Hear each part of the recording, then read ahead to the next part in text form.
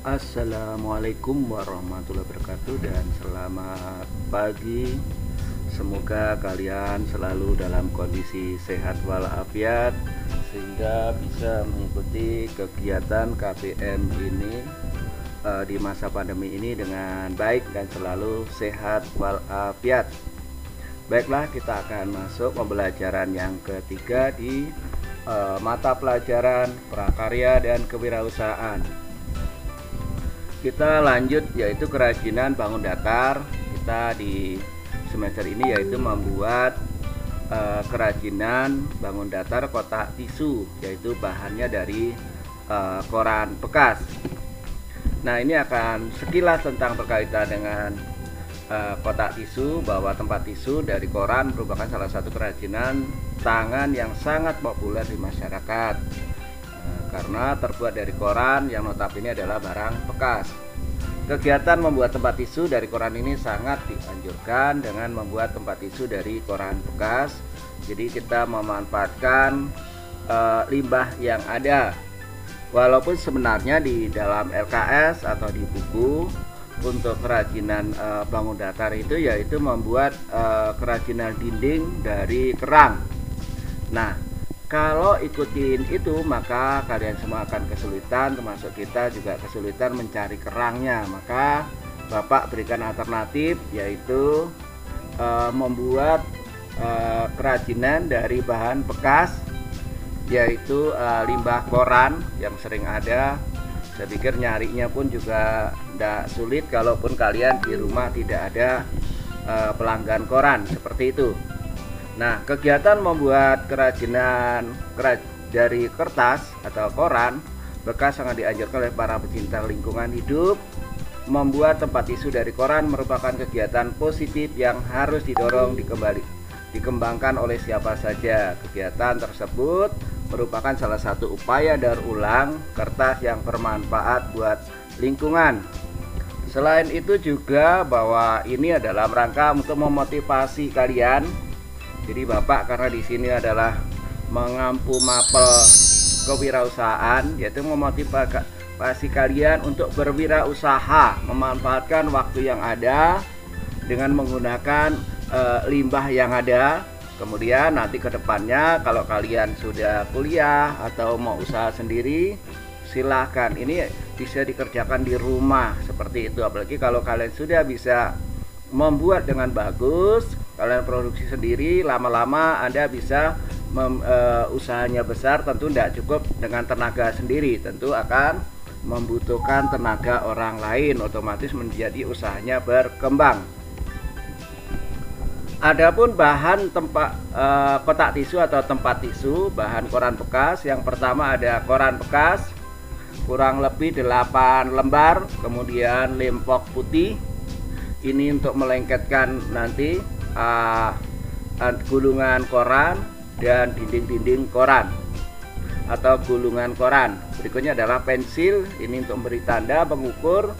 Kemudian penggaris, kursi untuk mengukur, gunting, memotong koran atau gulungan koran, lidi, ini sebagai dasar untuk menggulung koran supaya hasilnya bagus, dan clear, ini adalah mengecat agar tempat tisunya warnanya tidak berubah, jadi tetap asli seperti nampak apa itu korannya, tulisannya, gambarnya seperti itu. Dan ini tidak cepat kusam karena sudah dicat. Kalau tidak dicat maka korannya kena debu cepat kusam.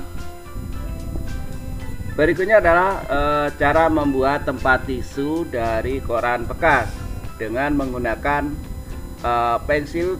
Kita gulung koran bekas sehingga menyerupai sapu lidi. Agar gulungan tidak lepas, maka lem pada saat menggulung di bagian ujungnya kita beri lem atau menggunakan double tip. Cuma yang paling sering adalah menggunakan lem pok yang putih. Setelah gulungan selesai, pensil dari dalam gulungan atau lidi dari dalam gulungan bisa diambil, lalu buat gulungan kertas secukupnya, kurang lebih antara 250 sampai 300 ya, yang gulungan kecil dan padat. Agar tampak rapi, usahakan gulungan kertas memiliki ukuran yang sama. Nah, ini contoh, ini adalah gulungan kertas Nah ini harus sama, jadi besar gulungannya ini sama. Kalau panjangnya masih beda-beda enggak apa. Jadi untuk panjangnya boleh beda, kemudian nanti sesuai dengan kebutuhan. Nah ini sambil setelah gulungan terakhir itu dioles dengan lem fok putih. Berikutnya adalah olesi gulungan koran menggunakan lem fok putih. Jadi itu terakhir menggulung, kelihatan sekali. Maka itu di yang sebelah kanan ini adalah mengoles lem fok putih seperti itu sebelum penutup gulungannya ditutupkan.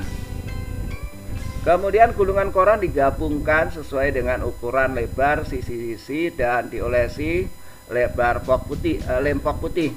Jadi pada saat menggulung itu harus diukur, harus tahu sebelumnya konsepnya mau tingginya berapa. Ini kan kalau ini buat dinding berarti tinggi dindingnya berapa. Kalau ini buat lantai dasarnya berarti lebar lantainya berapa, panjangnya berapa. Kemudian kalau untuk tutup tentu berapa. Nah ini lebarnya biasanya 11 cm, kemudian tingginya 10 cm atau sampai 12 cm juga enggak apa. Seperti itu, jadi tidak pasti. Boleh seperti itu. Anda melihat kotak tisu yang sudah ada di pasaran berapa tingginya, seperti itu. Nah, di antara sesama gulungan itu dinyatukannya itu menggunakan lem fok putih supaya melekat. Nah, gulungan koran digabungkan sesuai dengan ukuran sisi-sisi dan diolesi lem fok putih. Ini adalah udah beberapa sisi-sisi. Kalau ini adalah sisi kanan kiri, yaitu bagian dinding kanan, dinding kiri, kemudian lantai dasar, dan kemudian lebar, yaitu dinding yang pendek ada 2 itu. Nah ini juga masih sama ukuran sisi-sisi di sini. Nah nanti ini kan ada dinding ya, dinding atas kanan kiri. Nah ini adalah lantai dan penutup. Kemudian kalau di sini ini adalah lebar yang pendek, di sisi-sisi yang pendek ini adalah kedua sisi kanan kiri yang panjang, jadi cukup 5 ya. Yang sisi pendek ini nanti akan dipotong jadi 2 menggunakan gunting. Nah ini adalah sketsa. Nah kalau lihat ini adalah ukurannya ada 20 cm panjangnya. Jadi ini kalau Bapak tentuin boleh 21 cm. Nah di sini ini 11 cm lebarnya. Jadi nanti ke sini 20 cm, ini adalah 11 cm. Kemudian tingginya kalau ini hanya 7 cm, Anda boleh 8 cm atau berapa. Jadi ketinggian apa?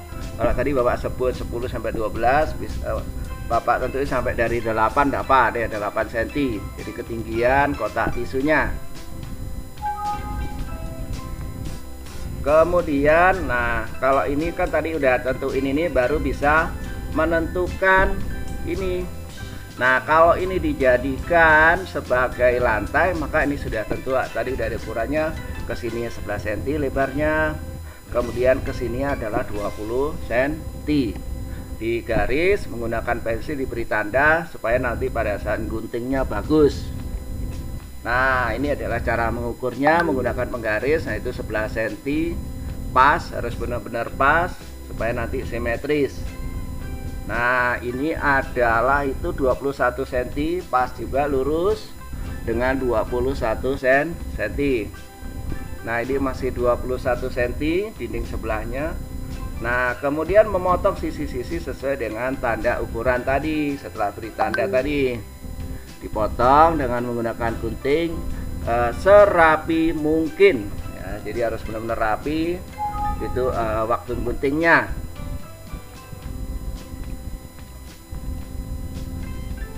Nah berikutnya adalah mencocokkan sisi-sisi yang telah dipotong, dipadukan. Kalau tadi sisi dinding kanan dengan kiri harus disamakan. Kemudian kalau tutup dengan lantai dasar itu juga disamakan. Jadi punya supaya simetris baik lebar dan panjangnya.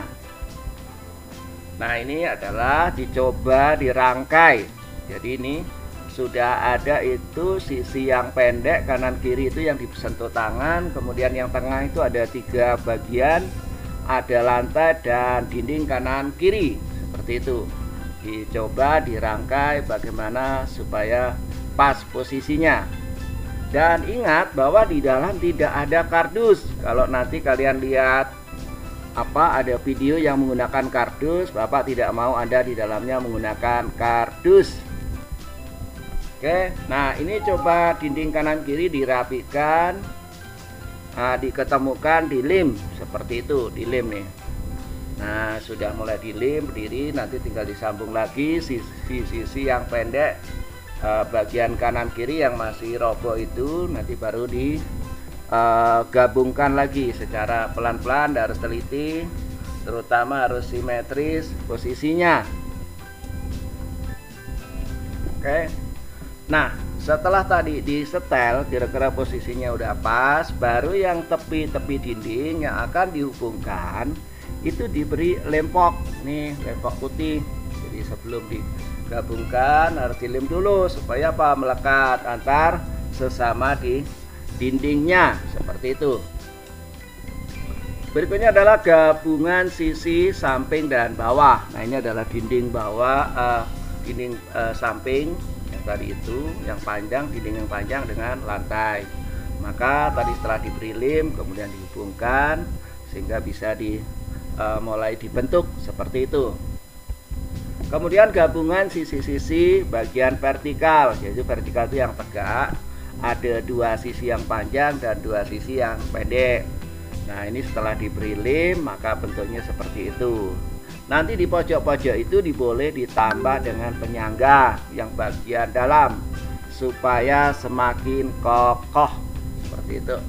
Begitu juga di bagian bawah, pertemuan antara dinding dengan lantai itu juga diberi tambahan penutup di pojok supaya semakin kokoh, tapi di bagian luar, di bagian dalamnya yang diberi penutupnya. Kemudian di bagian luar Anda boleh ditambah lagi, dibuat variasi atau inovasi yang berbeda.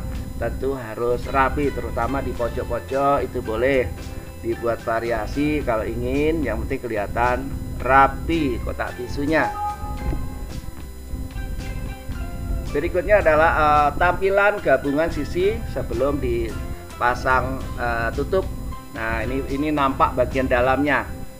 Nah ini kelihatan rapi, tidak ada kardusnya. Nah ini yang pojok-pojok boleh ditambah sebagai penguat yang di dalamnya itu. Nah kemudian tutupnya sebelum siapkan ditutup sudah dilubang dulu. Lubangnya boleh bentuk seperti itu, boleh agak memanjang seperti itu, jadi tidak terlalu juga permanen. Kemudian tutupnya kalau bisa dibuat variasi supaya lebih menarik sehingga keren seperti itu. Kok perlu dibuat ada pegangannya? Kalau enggak ya seperti itu aja, karena tisunya kan di dalam, nanti tisunya tinggal tarik keluar seperti itu. Nah kemudian setelah jadi tadi bentuk, diukur kembali lebarnya cocok enggak yang diinginkan tadi. Umpama inginnya 11 itu kan yang dalam, tetapi ditambah dengan dinding itu kurang lebih menjadi 11,5 atau 12. Nah nanti ujung dengan ujung harus sama, harus simetris seperti itu. Nah ini juga harus simetris, diukur benar-benar enggak 21 seperti itu. Jadi harus benar-benar diukur, harus sama. Kalau beda nanti kelihatan berot ya ujung tepi-tepinya. Kemudian ini adalah penampilan tutup tisunya. Nah penutup tisunya divariasi, itu ditambah ada list tepi, itu ada 3 baris. Nah ini supaya lebih menarik, dan yang kedua tidak jatuh atau masuk, sehingga itu sebagai penahan penutupnya supaya nanti tidak jatuh ke dalam atau suka terkeluar miring. Oke, menyetel atau memasang penutup kotak tisu, disetel dulu, dipaskan, kemudian baru inilah hasilnya. Ini adalah hasilnya kotak tisunya seperti itu. Nah setelah ini baru diberi clear. Clear itu adalah cat yang transparan sehingga warna korannya tetap. Cuma untuk cat ini berfungsi sebagai pengaman supaya lebih awet, kotak tisunya tidak cepat kusam atau tidak mudah kena debu sehingga cepat kusam. sebagai pelindung cat itu. Nah, ini adalah tampilan kotak tisu yang sudah jadi. Nah, ini hasilnya. Ini kotak tisu siap pakai, ini sudah ada tisunya. Inilah hasil akhirnya seperti itu tampilannya. Tapi ada punya tampilan yang berbeda, ada variasi, itu silahkan, boleh. Oke, berikutnya adalah wirausaha di bidang kerajinan berbentuk bangun datar dari bahan limbah.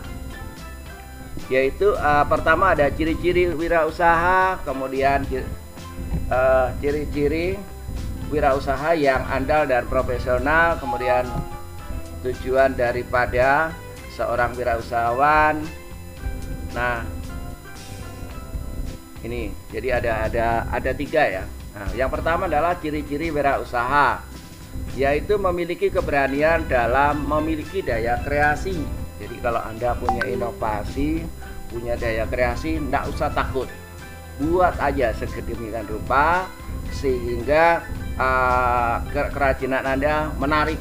Jadi kalau di kotak tisu Anda boleh membuat beda dengan yang lain sehingga supaya lebih menarik kotak tisunya. Jadi tidak usah takut karena nanti tidak diterima oleh konsumen, tidak laku di pasaran, menghambat manajemen penjualan atau market, nggak usah. Jadi harus berani sesuai dengan bakat Anda, kreativitas yang jelas, harus menunjang unsur keindahan, keunikan, keluasan.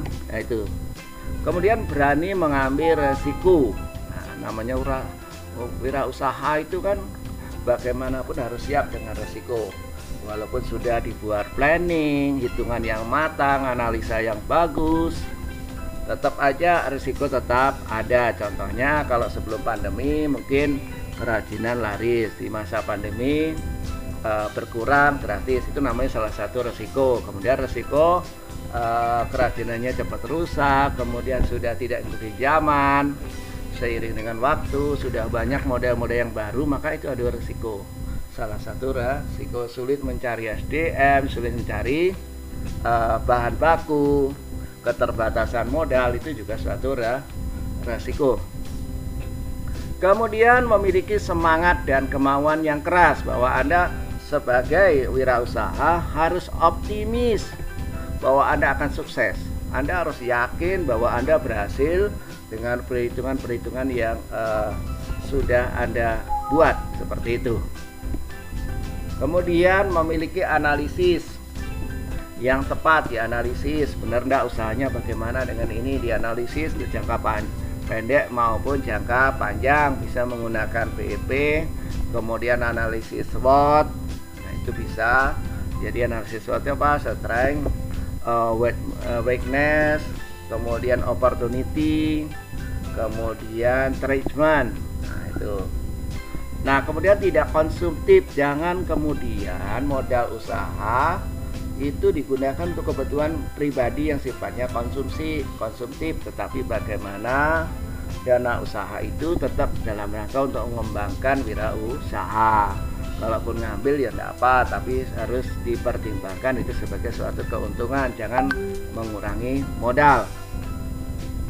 Memiliki jiwa pemimpin, karena setiap wirausaha, kalau awalnya wirausaha itu kan membuat sendiri, menjual sendiri, memasarkan sendiri.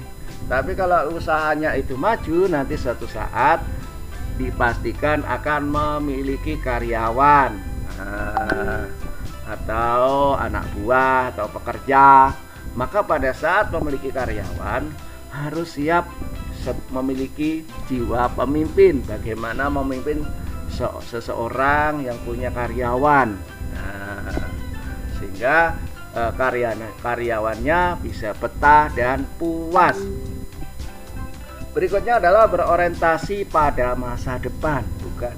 Jadi usaha itu bukan hanya untuk jangka pendek, tetapi untuk jangka yang panjang, sehingga ada peluang untuk maju, seperti itu. Jadi peluang untuk semakin besar, usaha ini bisa besar. Jadi membuat suatu wirausaha yang bisa dipikirkan untuk bisa berkembang. Jangan wirausaha yang tidak bisa berkembang, bisa untuk go nasional, bahkan bisa go internasional. Itu adalah Berikutnya adalah wirausaha yang andal dan profesional. Bahwa yang pertama, seorang wirausaha yang andal itu yang profesional. Yang andal itu adalah berkualitas, jadi dia tahan mental, kemudian ulet, kemudian kreatif, kemudian tangguh, itu adalah andal. Kemudian yang profesional itu adalah wirausaha yang menguasai dan memahami cara membuat produk, kemudian cara mempromosikan atau memasarkan, kemudian menguasai menganalisis baik jangka pendek maupun jangka panjang. Itu yang dimaksud dengan wirausaha yang andal dan profesional. Nah, adapun yang dimaksud dengan andal dan profesional, yang pertama adalah orangnya yakin terhadap produk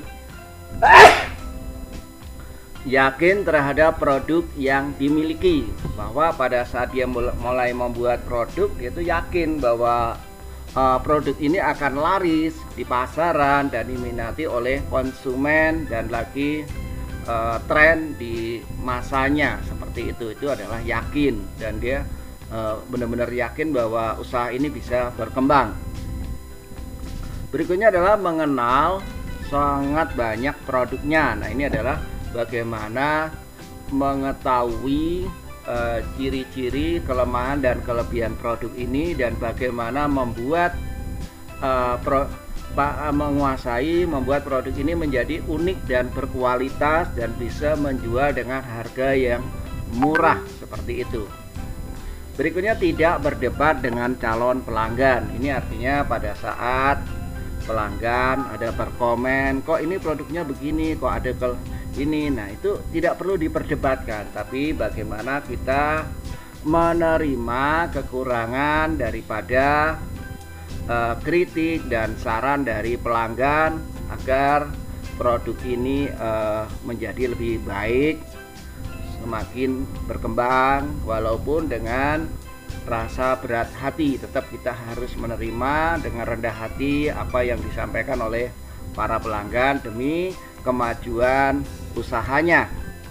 Tidak boleh kita melayani pelanggan dengan emosi, walaupun si pelanggan ini kadang kata-katanya menyakitkan kita, seperti itu. Berusaha harus sabar dan menerima, seperti itu. Kemudian komunikatif dan negosiasi ramah dalam pelayanan. Nah, komunikatif ini adalah mudah bergaul. Begitu ada pembeli atau pelanggan datang, kita harus menyapa. Nah, bagaimana dengan senyum, dengan ramah. Kemudian negosiasi, walaupun mungkin nawarnya terlalu rendah, kita tetap dengan ramah dan baik hati.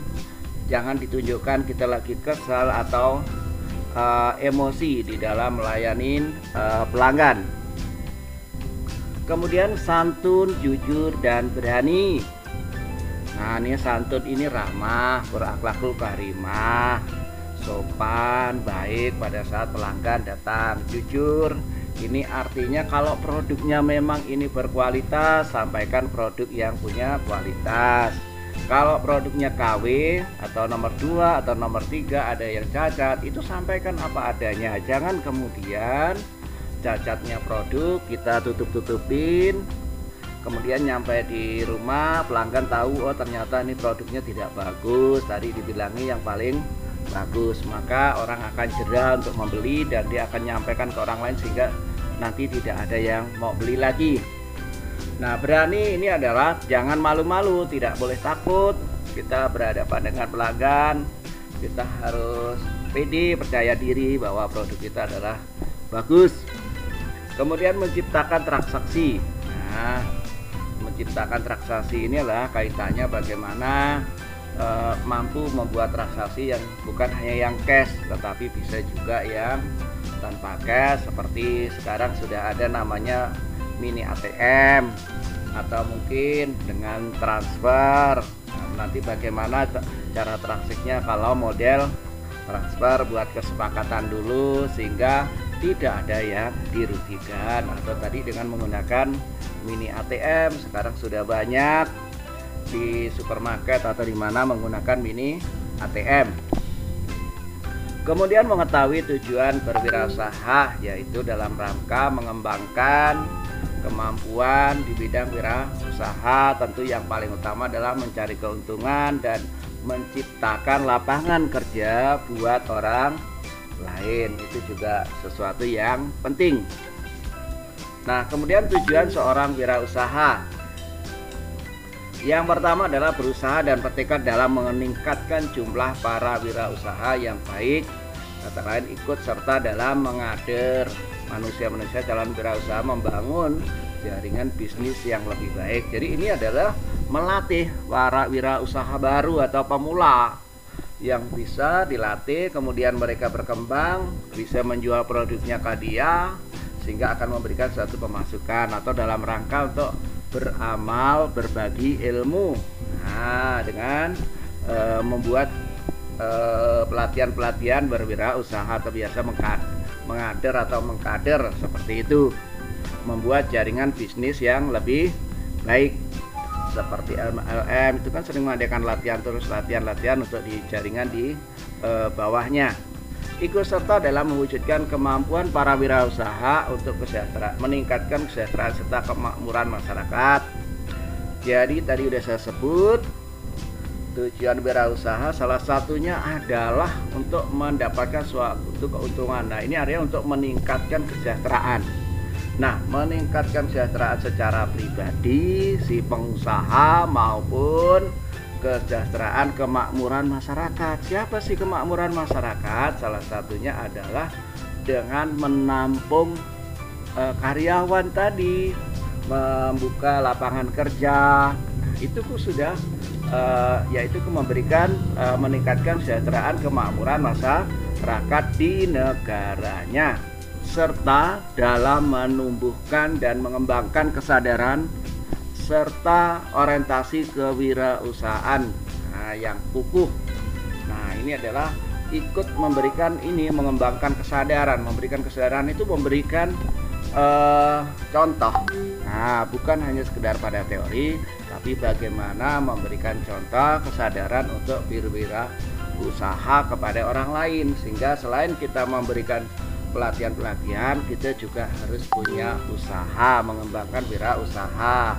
Nah, orientasinya ke sana. Jadi memberikan kesadaran kepada orang jangan mencari kerja, tetapi bagaimana bisa berusaha sendiri. Seperti yang Bapak lakukan, seperti Bapak sekarang adalah wirausahanya tiap tahun, yaitu menjual rapot ke sekolah-sekolah SMA, ke SMP.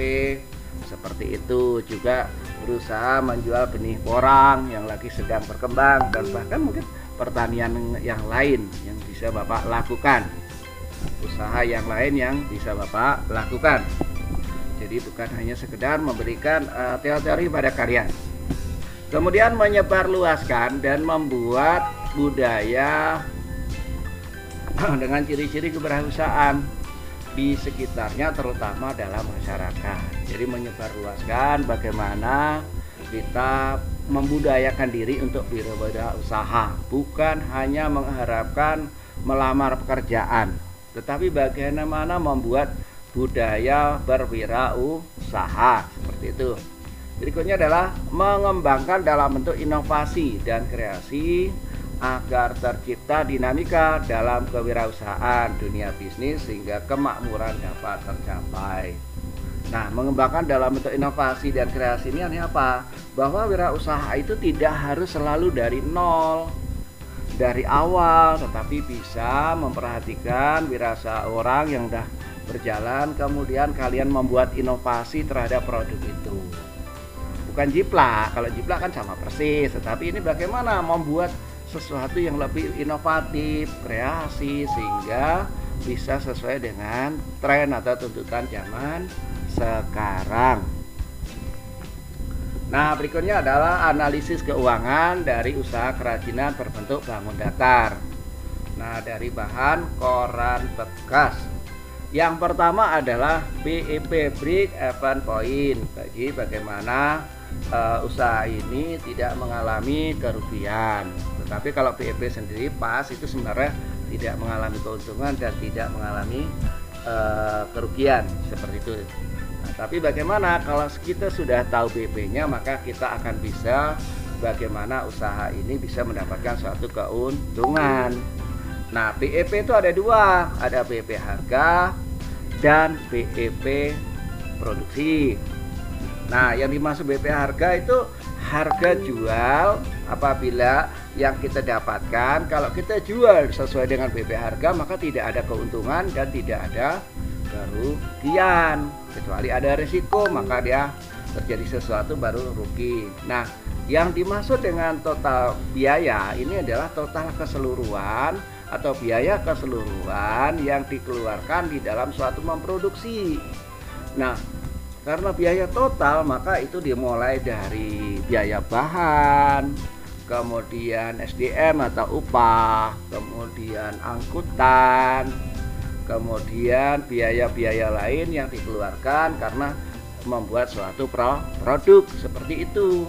Nah, jumlah produk, contohnya sekali membuat produk biasanya tidak bisa satu, bisa 10 sampai 100. Jadi maka total biaya keseluruhan dalam membuat tadi berapa awalnya? Kalau 100 ya udah, berarti kita 100.000 bisa membuat untuk 10 produk, maka 100.000 dibagi 10 maka berapa? 10.000 satu produknya.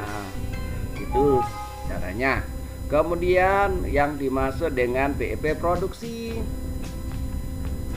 Nah, BEP produksi ini adalah kaitannya presentasi produksi ya. Nanti karena dalam bentuk berapa itu, sehingga total biaya dibagi dengan harga jualnya berapa, sehingga itu berapa persen lah tingkat keuntungan dari produksi itu. Kemudian terakhir, strategi promosi dalam produk kerajinan berbahan limbah seperti itu. Nah, di sini adalah menciptakan berbagai produk yang unik dan memiliki ciri khas sehingga tidak mudah ditiru oleh perusahaan. Maka strateginya supaya kita menjualnya dengan mudah, kita harus membuat sesuatu yang unik tadi itu. Nah, punya ciri khas yang tidak mudah ditiru oleh orang lain. Keunikan itu seperti kalau ada seperti KFC, kemudian Texas atau apa makanan-makanan yang khusus sehingga orang lain tidak susah itu menirunya, hanya kalian yang bisa. Kemudian mengikuti pameran kerajinan yang diadakan Dinas Perdagangan, Dinas Pariwisata daerah maupun pameran-pameran yang banyak dikunjungi konsumen dari dalam maupun luar negeri. Nah, di sini artinya kenapa sih salah satu mengikuti pameran, yaitu ingin tahu informasi produk yang lagi tren, yang sejenis dengan produk kita gitu. Sehingga dengan kita mengikuti pameran, kita punya gambaran, punya perbandingan apakah produk kita termasuk produk unggulan atau produk yang biasa, seperti itu. Nah, sekarang untuk mengikuti pameran banyak, selain dari pemerintahan, bisa juga dari swasta, kemudian mengikuti pameran yang offline langsung dan maupun yang online. Kemudian memanfaatkan media sosial sebagai tempat mempromosikan barang yang dihasilkan, itu seperti WA, Facebook dan yang lain, bahkan ada Lazada, Bukalapak dan yang lainnya, Shopee mungkin yang lagi tren. Kemudian memahami selera pasar dengan mengikuti tren yang digemari masyarakat, sebisa mungkin membuat produk yang sesuai dengan selera pasar. Nah, ini tadi sudah disampaikan, produknya harus mengikuti tren yang terbaru. Jadi walaupun produknya jenisnya lama, tapi modelnya harus dibuat tren yang baru sesuai dengan kebutuhan. Ini supaya apa? Untuk menarik para pelanggan atau konsumen, dan yang terpenting adalah berkualitas. Memberikan penghargaan kepada konsumen yang setia menggunakan produk kerajinan. Nah, bentuk penghargaan itu bisa satu, memberikan diskon. Nah, Kemudian bisa memberikan bonus produk kalau diskon dalam bentuk pengurangan biaya. Tadi belinya harganya diturunkan, kalau bonus barang beli 10 tambah 1 kan seperti itu, dan yang lain-lain atau bonus kemudahan di dalam transaksi. Berikutnya adalah laporan kegiatan kerajinan. Ini adalah manajemen membuat laporan baik dari mingguan, bulanan, sehingga tahunan, tahu perkembangan wirausaha ini apakah mengalami kemajuan, berkembang, atau tetap seperti itu, tidak ada perubahan. Dari laporan ini nanti dijadikan bahan evaluasi apakah wirausaha ini layak dilanjutkan atau tidak, seperti itu. Oke, sebelum ditutup, maka tugas yang sekarang ini silahkan sebutkan apa yang dimaksud dengan seorang wirausaha yang andal dan profesional. Itu satu. Kemudian yang kedua adalah bagaimana yang dimaksud dengan produk yang unik. Bagaimana yang unik nih dan memiliki ciri khas pada kotak tisu. Nah, itu aja. Semoga materi ini bisa dipahami dan mudah kalian pelajari. Semoga bermanfaat. Selamat pagi. Wassalamualaikum warahmatullahi wabarakatuh.